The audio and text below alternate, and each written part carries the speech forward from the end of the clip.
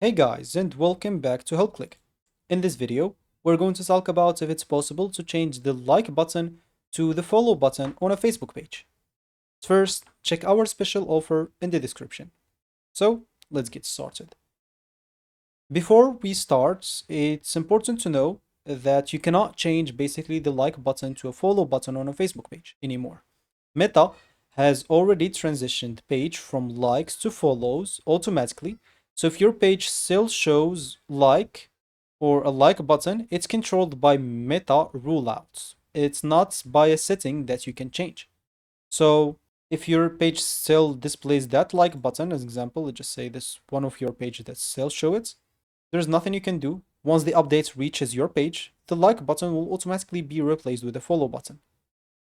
And if your goal to get more followers, you can continue inviting people to follow your page and publish content regularly.